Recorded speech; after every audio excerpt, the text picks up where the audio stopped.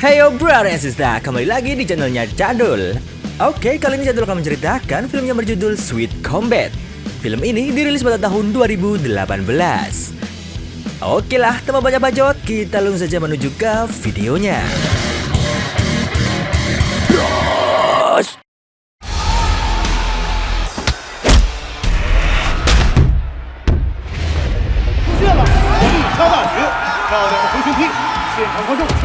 Cerita diawali dengan memperlihatkan seorang petarung cantik yang bernama Fang Yu. Fang Yu terlihat menghadap seorang laki-laki tua yang ternyata itu adalah kakeknya. Di sini sang kakek meminta Fang Yu untuk menjadi penerusnya sebagai pemimpin perusahaan. Akan tetapi Fang Yu menolak hal itu dan lebih memilih untuk menjadi petarung MMA. Selain itu, dia juga menunjukkan sebuah surat dari universitas yang akan menjadi tempat tujuannya nanti. 我一直是依照您的安排做任何事情，都是我可以选择，我可以决定的。 Lalu scene berpindah, terlihat seorang laki-laki yang bernama Ming Tian. Dia sangat lembut dan tak suka berkelahi. Meski begitu, Ming Tian ini adalah seorang kepala keluarga untuk kedua adiknya. Karena kedua orang tua mereka sudah menelantarkan mereka begitu saja. Suatu ketika, Ming Tian diberi pekerjaan tambahan oleh bos di tempat kerjanya untuk mengantarkan sebuah pesanan ke tempat langganannya. Terlihat jika si bos sangat menyukai hasil pekerjaan Ming Tian yang bagus dan sangat cepat. Oleh sebab itu, dia menjadi salah satu karyawan kesayangan bosnya tersebut. Singkat cerita, Ming Tian pergi mengantarkan pesanan tersebut dengan menggunakan sebuah sepeda. Di saat berada di jalanan yang menurun, Ming Tian melihat seorang nenek yang tak sengaja melepaskan gerobak berisi barang dagangannya. Seketika, Ming Tian pun bergegas untuk berlari dan mengejar gerobak tersebut.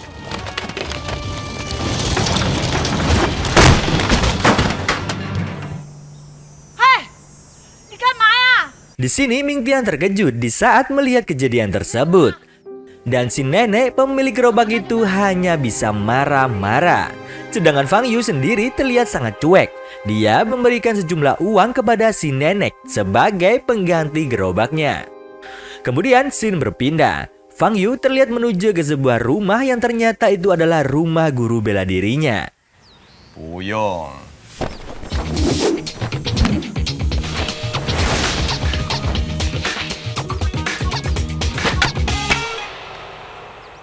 丫头啊，你的挂碍太多，你拿鼓风机来也吹不干净。 Tak lama kemudian, Ming Tian juga tiba di tempat tersebut untuk mengantarkan pesanan. Yang ternyata guru dari Fang Yu adalah sosok pelanggan setia dari bosnya. Hal itu membuat keduanya kembali berpapasan. Akan tetapi, lagi-lagi Fang Yu bersikap sangat cuek dan tak ambil pusing. Selang beberapa waktu, keduanya kembali bertemu untuk ketiga kalinya saat menghampiri sebuah air mancur. Namun kali ini mereka tak menyadarinya, karena pada saat itu keduanya sedang fokus berdoa dan membuat permohonan masing-masing, sambil melemparkan sebuah koin sebagai syaratnya. Tak lama kemudian, Ming Tian mendapatkan surat undangan dari universitas, di mana hal itu membuatnya senang. Sekaligus bingung karena dirinya memiliki dua adik yang harus dibiayainya. Namun beruntungnya masalah itu berhasil dipecahkan dengan bantuan dari bosnya. Bukan hanya itu, si bos juga mengenalkan Ming Tian terhadap sahabatnya. Dengan begitu, Ming Tian tak akan kesulitan untuk mencari pekerjaan di tempat barunya nanti. Singkat cerita, Ming Tian akhirnya pindah ke kota tempat universitas itu berada. Di sini dia juga membawa serta kedua adiknya dan mereka pun menyewa sebuah rumah sederhana. Keseharian Ming Tian setelah pindah di kota baru ini masih tak jauh berbeda seperti kehidupan di kota asalnya. Namun sebelum pergi ke kampus, Ming Tian tetap harus bekerja dan mengantarkan kedua adiknya untuk bersekolah. Di saat pertama kali tiba di kampus, Ming Tian merasa banyak sekali mahasiswi yang menyapanya, sekaligus memuji ketampanannya. Namun anehnya di sana tak ada satupun mahasiswa laki-laki yang ditemuinya. Dan benar saja di kampus tersebut Ming Tian adalah mahasiswa satu-satunya yang merupakan laki-laki. Hal itu diketahuinya dari pengumuman yang diberikan oleh salah seorang staf pengurus kampus. Semua mahasiswi pun terlihat bersorak dan segera mengejar Ming Tian.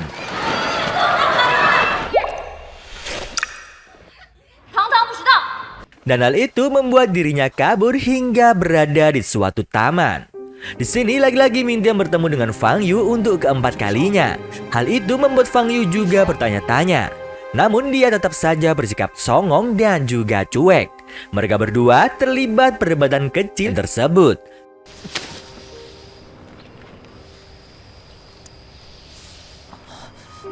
Wah, Bukannya meminta maaf, Fang Yu malah memberikan uang sebagai gantinya. Seketika Ming Tian merasa terhina. Dia pun mengungkit tindakan Fang Yu terhadap si nenek di saat waktu itu. Mereka pun kembali berdebat dengan sangat sengit. 我方宇拿出去的钱是不会再拿回来的。做错事的人就应该道歉。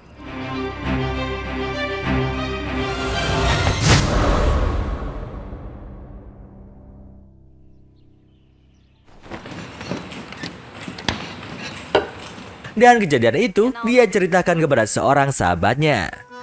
Namun Fang Yu beralasan jika dirinya terpaksa menendang gerobak nenek tersebut karena dirinya ingin menyelamatkan seorang anak kecil yang hampir tertabrak. Lalu scene berpindah, terlihat Ming Tian yang sedang berada di dalam kelas untuk perkuliahan pertamanya. Di sini dia tak bisa belajar dengan fokus karena statusnya sebagai satu-satunya mahasiswa laki-laki. Otomatis hal itu membuat dirinya menjadi pusat perhatian di dalam kelasnya. Di sisi lain, masa lalu Fang Yu pun mulai terungkap. Sikapnya yang cuek seperti saat ini adalah akibat dari trauma masa kecilnya. Pada saat waktu kecil, Fang Yu didandani sebagai anak laki-laki oleh orang tuanya, yang sebenarnya sangat menginginkan seorang anak laki-laki. Semua teman sekolahnya saat itu menganggap jika Fang Yu memanglah anak laki-laki. Namun semuanya berubah ketika adik laki-lakinya telah lahir. Fang Yu kembali ke kodratnya sebagai perempuan. Hal itu membuat teman-teman sekolahnya terkejut hingga akhirnya mereka membuli Fang Yu. Kemudian scene berpindah, terlihat Ming Tian yang mendengar adiknya mengigau dan menyebutkan salah satu petarung MMA dengan julukan Ratu yang diidolakannya. Di sini Ming Tian akhirnya mengetahui jika sosok yang diidolakan oleh adiknya adalah Fang Yu.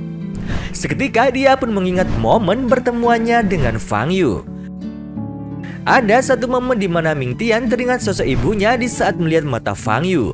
Karena ternyata dulu sang ibu meninggalkan Ming Tian bersama ayahnya yang saat itu sedang mabuk.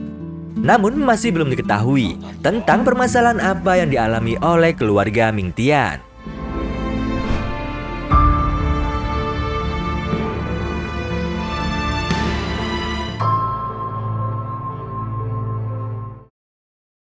Di keesokan harinya, Ming Tian pergi ke kampus untuk mengundurkan diri dengan alasan tak ada toilet laki-laki yang bisa dia gunakan. Karena sebenarnya dirinya tak ingin bertemu kembali dengan Fang Yu. Namun tanpa diduga seorang pengurus langsung memperlihatkan sebuah surat perintah untuk pembangunan toilet di mana ternyata toilet tersebut sudah jadi. Dan uniknya pintu toilet pria tersebut memakai siluet foto Ming Tian. Melihat hal itu, dia hanya terdiam, tak bisa berkata apapun. Meski begitu, Ming Tian tetap bertekad untuk mengundurkan diri dari kampus tersebut. Pengurus kampus pun akhirnya menyerah dan menyetujui keinginannya tersebut. Namun dengan satu syarat, di mana Ming Tian harus menyimpan surat pemberiannya di suatu kotak pos yang terletak di sebuah ruangan. Awalnya Ming Tian menganggap mudah permintaan tersebut. Akan tetapi di saat dirinya sampai di ruangan yang dimaksud, ternyata banyak sekali rintangannya yang harus dia hadapi.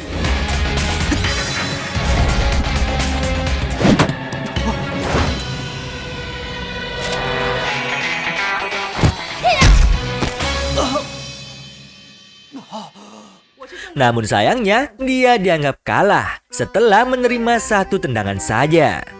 Setelah mengalami kegagalan, Ming Tian kembali menemui pengurus kampus dan memprotes kejadian tersebut. Hingga akhirnya pengurus kampus membujuk Ming Tian agar mau bertahan dengan iming-iming diskon pembayaran uang kuliah di dalam waktu yang cukup lama. Dan hal tersebut berhasil membuat Ming Tian tertarik dan memutuskan untuk bertahan di dalam kampus tersebut. Singkat cerita, Ming Tian kembali ke dalam kelasnya untuk mengikuti perkuliahan. Di sini dia baru menyadari jika ternyata para mahasiswi di kampus itu berkuliah asal-asalan. Dan hanya Ming Tian yang benar-benar memperhatikan pengajaran dosen. Hal itu yang membuat para gadis bertepuk tangan dan memandangnya dengan kagum. Kejadian itu diperhatikan oleh kepala kampus tersebut dan membuatnya memutuskan untuk kembali merekrut seorang mahasiswa laki-laki. Iklan pengumuman pun segera dibuat melalui sebuah brosur.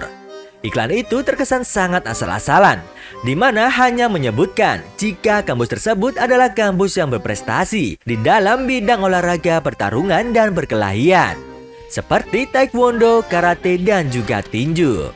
Dan hebatnya semua prestasi tersebut diraih oleh para mahasiswi yang berada di kampus itu. Bahkan di antara mereka ada seorang pegulat yang sudah sangat terkenal yang dijuluki sebagai Ratu Petarung MMA, di mana sosok itu adalah Fang Yu. Ternyata semua peserta didik di kampus tersebut diharuskan memiliki salah satu klub olahraga. Tak terkecuali Ming Tian yang pada saat itu masih kebingungan untuk memilih klub. Tanpa sengaja dia melihat sebuah ring tinju yang sedang ramai oleh kerumunan. Kebetulan pada saat itu terjadi pertandingan sparring antara Fang Yu dengan pelatih ketua klub tinju. Di saat Ming Tian melihat kedua gadis itu sedang bertarung, tiba-tiba saja dirinya teringat akan sosok ayahnya yang ternyata dulunya juga merupakan seorang petinju. Dan sepertinya ingatan Ming Tian tersebut bukanlah kenangan yang baik, karena sesaat kemudian dia langsung meninggalkan lokasi pertandingan tersebut. Ternyata Fang Yu sempat menyadari kehadiran dan kepergian Ming Tian di tempat itu. Dia pun terdiam dan tampak seperti memikirkan sesuatu. Singkat cerita, ketika membersihkan diri di kamar mandi, terlihat Fang Yu yang sedang memikirkan tentang pertemuan dirinya dengan Ming Tian untuk kesekian kalinya. Dirinya sangat tak suka dengan tatapan Ming Tian dan berniat untuk membalasnya. Tak lama kemudian, orang yang dimaksud tiba-tiba masuk di dalam kamar mandi yang sama. Awalnya Fang Yu mengira jika sosok tersebut adalah teman wanitanya dan langsung meminta tolong untuk mengambilkan handuk. Seketika dia pun terkejut di saat menyadari jika tangan yang membantunya adalah tangan seorang laki-laki.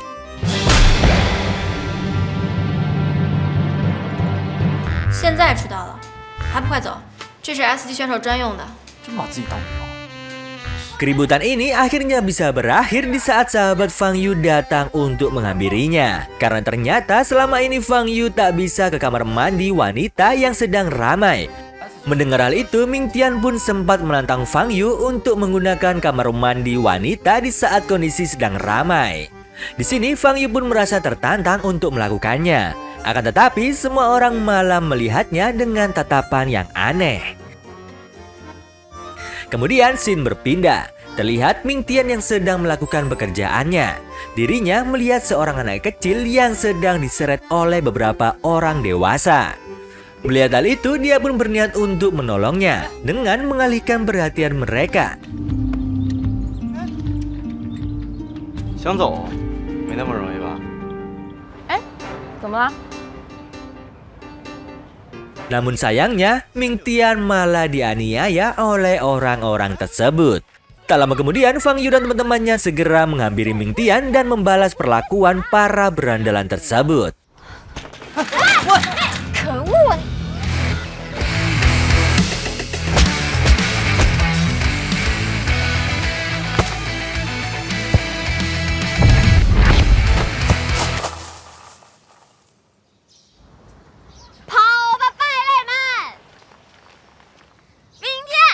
Setelah kejadian itu, salah satu teman Fang Yu berlari untuk menghampiri Ming Tian. Dia pun secara jelas memperlihatkan rasa sukanya terhadap Ming Tian.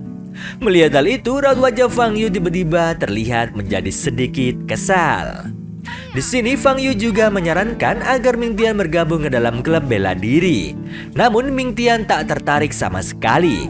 Dia pun berterima kasih dan segera pergi untuk menyelesaikan tugasnya yang tertunda.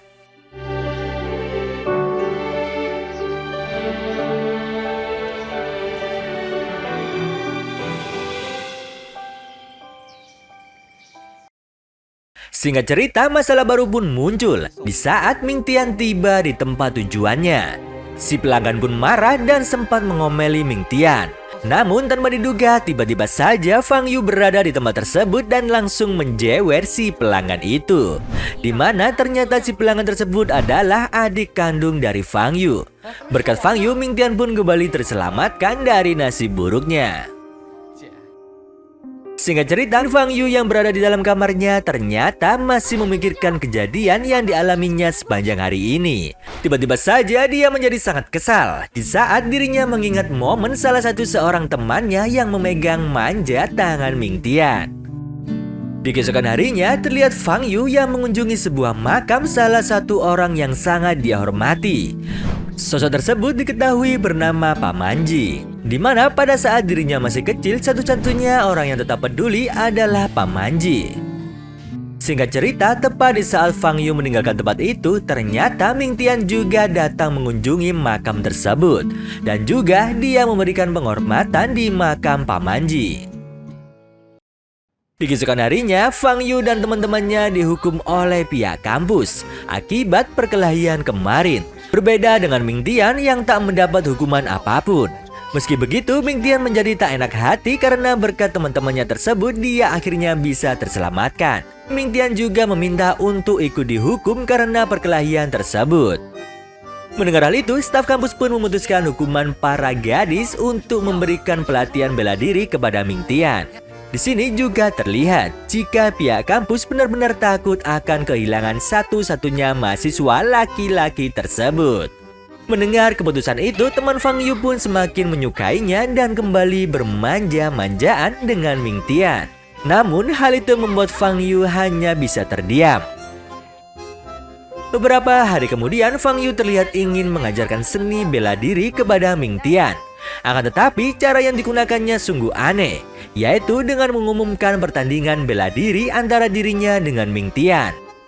Informasi tersebut sudah tertempel di mading dan juga tersebar di seluruh penghuni kampus. Ming Tian yang tak tahu apapun menjadi keheranan saat semua gadis menyemangatinya. Setelah mengetahui informasi itu, dia pun segera menghampiri Fang Yu dan memprotes tentang rencana pertarungan tersebut. Ming Tian berkata jika dirinya tak mempunyai waktu untuk melakukan hal itu. Namun di sini Fang Yu awalnya terlihat gugup dan salah tingkah karena dirinya mengira jika Ming Tian akan berterima kasih terhadapnya. Namun yang terjadi justru malah sebaliknya. Mereka berdua terlihat berdebat hingga akhirnya Ming Tian pergi meninggalkannya begitu saja. Mengetahui hal itu, sahabat Fang Yu mencoba untuk menghiburnya karena dirinya menyadari jika Fang Yu mulai menyukai Ming Tian. Dia pun segera mengajak Fang Yu untuk pergi ke tempat kerja Ming Tian dan meminta maaf. Namun sayangnya, Ming Tian sudah tak bekerja di tempat tersebut akibat perkelahian yang terjadi sebelumnya. Di sini Fang Yu teringat akan sepeda Ming Tian yang sudah rusak akibat ulah berandalan itu. Dia pun pergi ke toko sepeda dan membeli sepeda paling mahal di tempat tersebut. Karena ternyata Fang Yu berniat untuk memberikan sepeda itu kepada Ming Tian. 奖学金一块泡汤，这一切，明天的工作没了。 Setelah keluar dari toko sepeda, Fang Yu mengamati sepeda mahal yang dibelinya tersebut dengan rasa bangga. Fang Yu sangat yakin jika Ming Tian akan menyukai sepeda yang akan diberikannya itu. Seketika dia menyadari jika dirinya sedang memikirkan Ming Tian yang selama ini dia benci. Tentu saja dia pun segera menepis pikiran tersebut. Sementara itu terlihat Ming Tian yang sudah berhenti dari pekerjaan sebelumnya. Dia pun segera menemukan pekerjaan baru sebagai badut di sebuah kafe. Namun tiba-tiba datang dua anak kecil yang usil.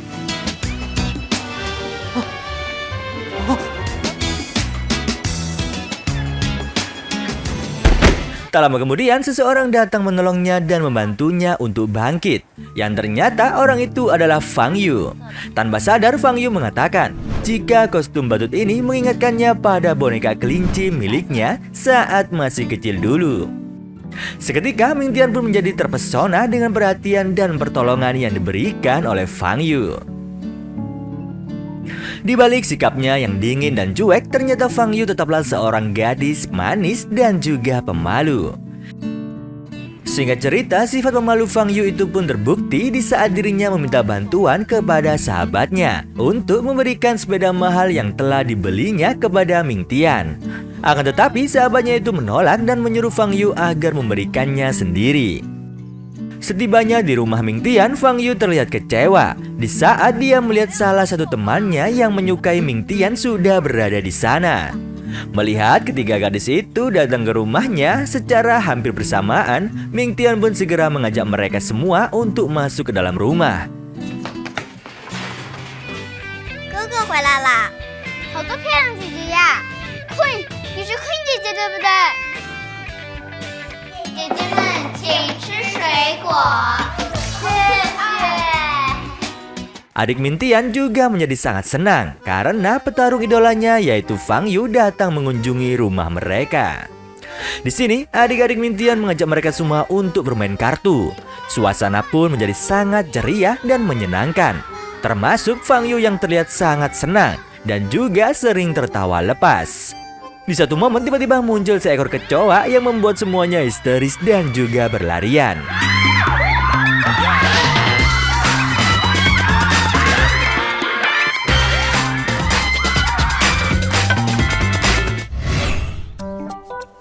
Hingga tanpa sengaja, Ming Tian menggendong Fang Yu yang terlihat ketakutan. Saat mereka tersadar, Ming Tian seketika melepaskan tangannya tersebut. Dan hal itu membuat Fang Yu hampir terjatuh.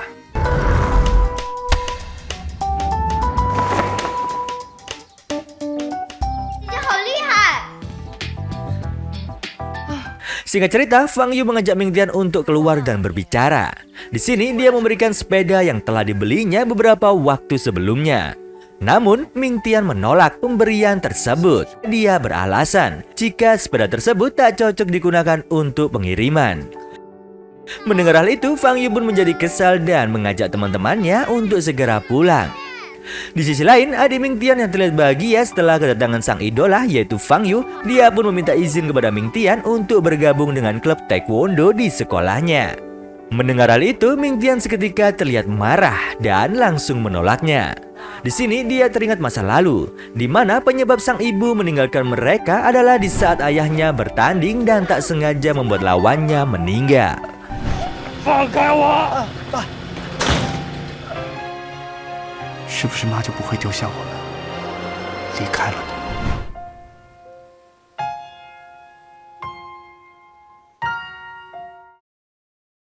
Sementara itu, Fang Yu yang sudah berada di rumah, dia tiba-tiba teringat dengan momen-momen pertemuannya dengan Ming Tian. Hingga akhirnya dia pun merasa kesal sendiri. Dia pun segera menepis pikirannya tersebut. Di keesokan harinya, Fang Yu mendapatkan teguran dari pihak kampus karena telah seenaknya sendiri membuat jadwal pertandingan dengan Ming Tian. Di sini keduanya mendapatkan hukuman bersama untuk membersihkan kolam renang. Awalnya mereka terlihat menjalani hukuman seperti biasa saja. Setelah beberapa waktu, keakraban pun mulai terjalin di antara mereka berdua. Mereka pun tak canggung lagi dan malah bermain air bersama. 哎，你们俩玩的挺开心的，不是让你们俩继续斗争的。 Melihat hal itu, sang penjaga malah mengikat kedua kaki mereka dengan maksud agar tak lagi bermain-main.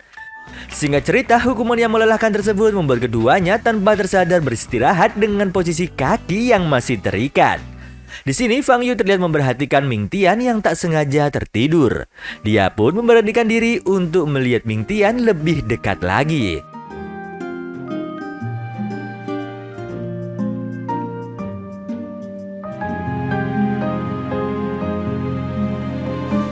帮你挡挡灰。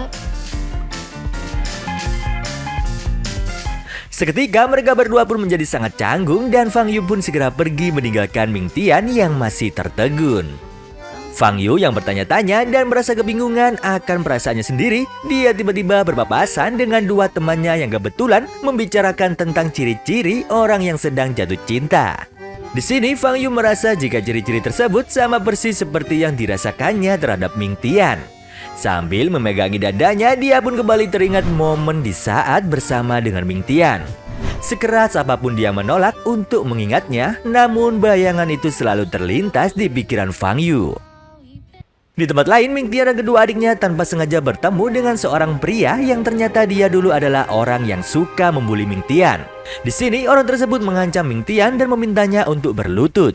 不许欺负我哥哥！不许欺负！你有什么事冲我来，别玩弄我弟弟。要放了他？行啊。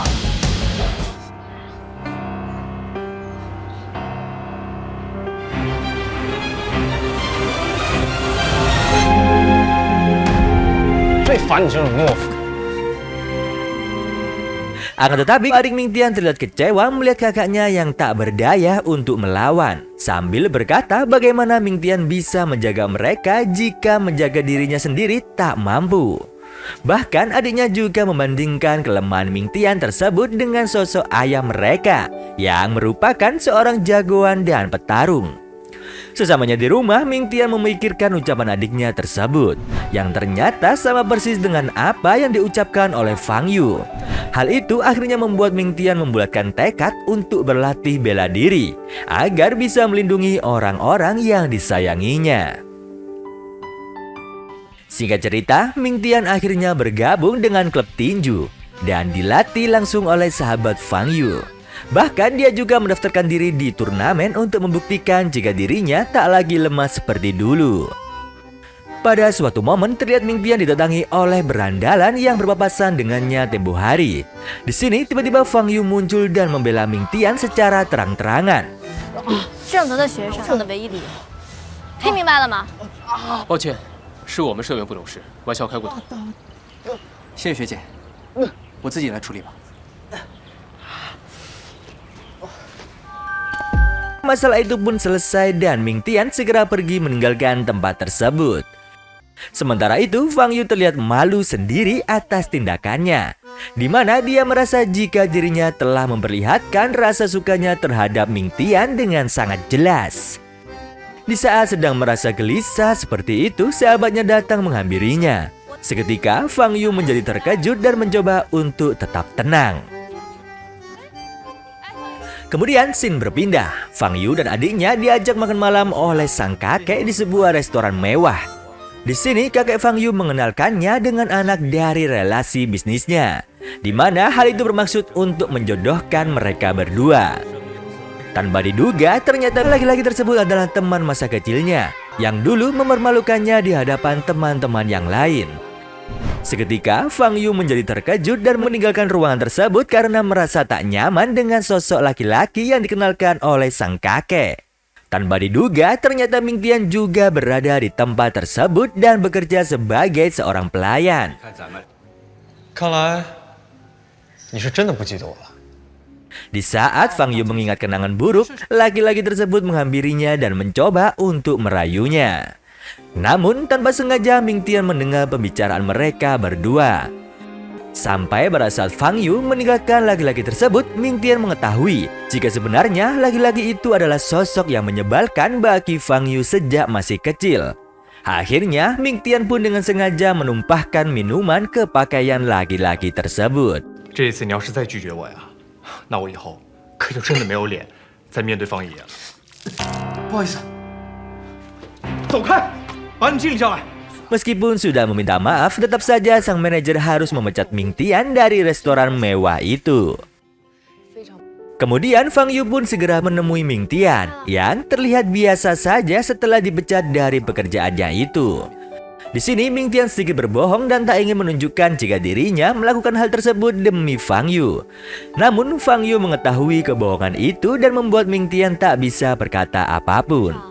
Fang Yu pun berterima kasih dan ingin mengajak Ming Tian untuk makan malam bersama. 你头发沾到了。 谢谢。明天，学姐，孙浩，你们怎么在这儿啊？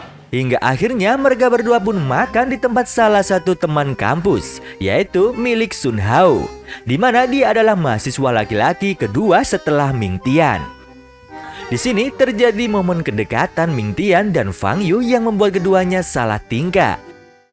Bahkan Fang Yu masih terlihat berbunga saat sudah berada di rumahnya.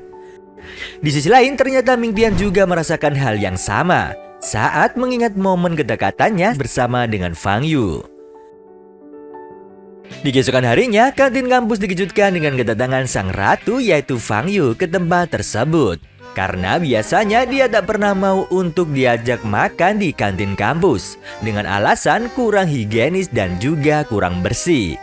Di sini Sun Hao membahas tentang Ming Tian dan Fang Yu yang makan malam bersama di tempatnya. Seketika wajah Fang Yu dan Ming Tian pun berubah menjadi sangat malu dan berusaha untuk menutupi hal itu dari teman-teman yang lain. Tak lama kemudian, Ming Tian mendapat telepon dari sekolah adiknya. Diketahui ternyata adiknya sedang bermasalah karena telah berkelahi dengan temannya. Saat itu semua teman-temannya tak percaya jika dirinya benar-benar mengenal ratu. Hal itu sempat membuatnya kabur dan berlari menuju ke gerbang kampus. Beruntungnya dia akhirnya bertemu dengan Fang Yu dan mereka pun kembali ke sekolah itu. Di sini permasalahan pun selesai karena semua teman-temannya sudah percaya dengan perkataan adik Ming Tian. Tak hanya itu saja, Fang Yu bahkan menawarkan diri untuk ikut melatih mereka secara sukarela. Tentu saja hal itu disambut gembira oleh si pelatih dan juga semua murid di sana. Mereka pun mengucapkan terima kasih kepada Fang Yu. Lalu scene berpindah, terlihat Ming Tian menasehati kedua adiknya untuk tetap tegar, meskipun mereka hanya hidup bertiga dan tanpa orang tua. Di sini hati Fang Yu menjadi tersentuh dan memandangi Ming Tian serta kedua adiknya dengan tatapan haru. Singkat cerita, sebagai rasa terima kasih, Ming Tian mengajak Fang Yu untuk berjalan-jalan bersama kedua adiknya. Di sini mereka menemukan kedai penjual hotdog yang sedang melakukan kontes. Namun karena anak kecil tak boleh berpartisipasi, maka Ming Tian dan Fang Yu yang mengikuti agar kedua adiknya bisa senang.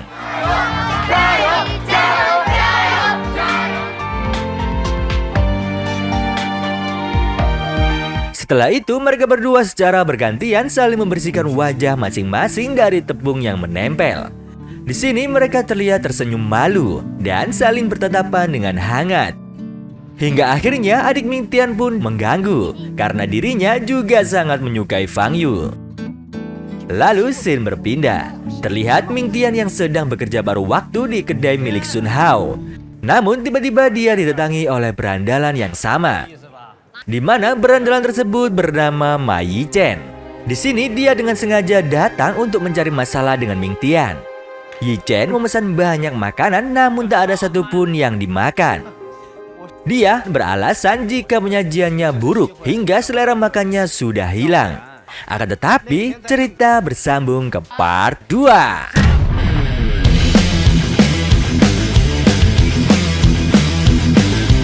Terima kasih ya dulur karena sudah menonton video ini sampai habis. Jangan lupa untuk selalu pantengin terus channelnya Cak Dul ya dulur, agar kalian tak ketinggalan dengan video kami yang terbaru.